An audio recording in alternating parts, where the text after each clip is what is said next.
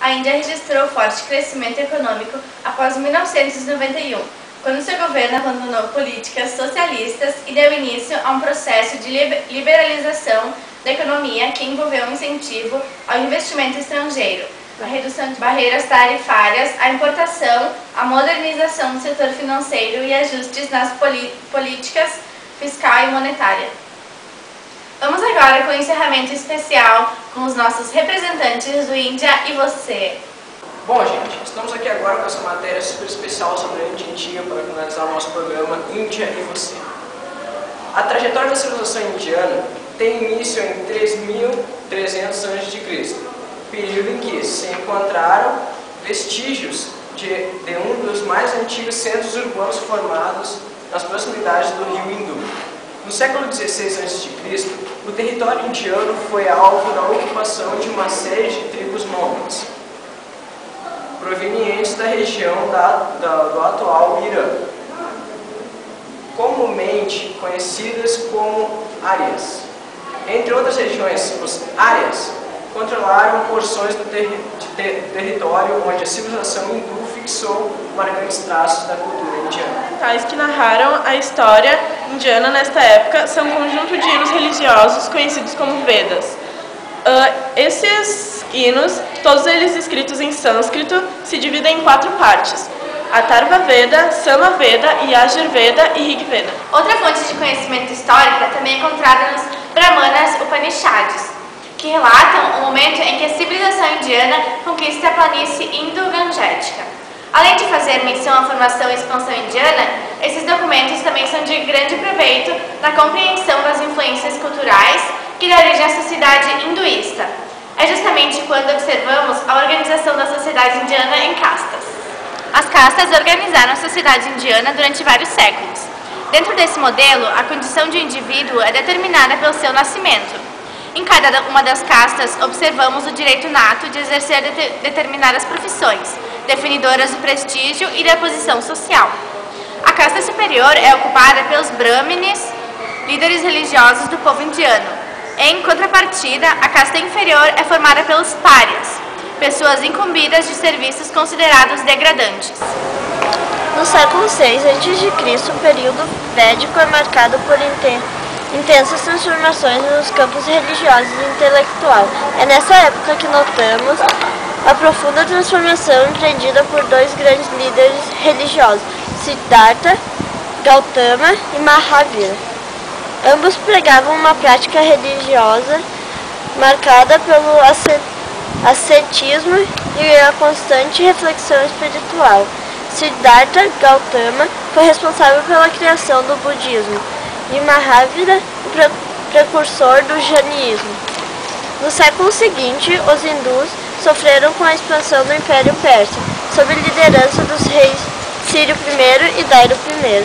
Diversas regiões da atual Índia foram controladas pelos persas. No século V a.C., os macedônios, liderados por Alexandre o Grande, venceram os persas na Batalha de Gamela, e dessa forma passaram a controlar algumas regiões da Índia, como Poros e Taxila. Com a divisão dos territórios alexandrinos, um novo império viria a se consolidar na Índia, o Império Maurya, inicialmente liderados por Chandragupta Maurya. Os Mauras expulsaram os gregos do território indiano, estendendo controles sobre o território de Magadha. Nos governos de Bindusara 298 a 272 a.C. e Ashoka 272 a 239 a.C.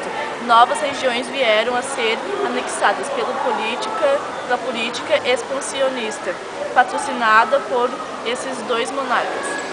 A crise do Império Maurya possibilitou a invasão dos povos. No século II a.C., o reino da Báctria controlou a porção oriental do antigo Império Macedônico sob a liberação de Demétrio II. Em 80 a.C., os sacros, povo orindou da Ásia Central, realizaram a expulsão dos gregos do território indiano e controlaram a região do Punjab. Neste período, diversos reinos dividiram a Índia: os Andaris, Sungas, Tamiris, Barracivas e Puxa. Depois de um período de grande estabilidade política, a Índia viveu um novo processo de centralização política com a ascensão do Império Gupta no século IV.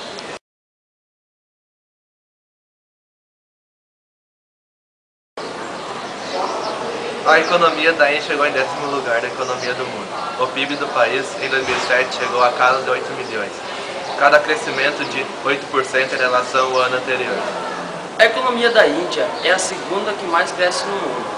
Contudo, a desigualdade social no país, ao invés de diminuir, aumenta cada vez mais. O PIB per capita da população indiana em 2007 foi de 2.700 euros. A taxa da inflação foi de 5,9% ao ano em 2007. O principal responsável pelo crescimento econômico da Índia é o setor de serviços, embora seja o setor agrícola responsável por 3 em cada 5 empregos do país. Contudo, o índice de desemprego da Índia é de 7,2% em 2007.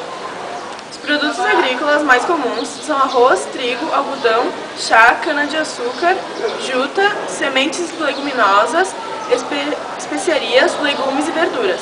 A criação de aves, cabras, ovelhas, búfalos e peixes também são comuns na Índia. O principal produto de mineração é o minério de ferro, embora sejam explorados também carvão, diamante, cromita e asfalto natural. A indústria cinematográfica da Índia merece destaque. O país que mais produz filmes anualmente, a indústria cinematográfica do país é chamada de Bollywood, em referência à cidade Bombay, antiga Mumbai, e a Hollywood, berço da indústria cinematográfica norte-americana. O nome utilizado não faz jus a todas as produções de cinema da Índia, pois nem todos os filmes são produzidos em Mumbai. A economia da Índia passou a crescer após as reformas econômicas que ocorreram em 1991. Desde então, os níveis da pobreza, desnutrição e analfabetismo históricos no país estão diminuindo lentamente, embora permaneçam muito altos. Apesar do grande desenvolvimento econômico da Índia nos últimos anos, o governo continua gastando mais que arrecada, o que aumenta a dívida externa do país. Além disso, o rápido crescimento da população resulta em maiores necessidades de investimentos sociais, ambientais, econômicos e por parte do governo.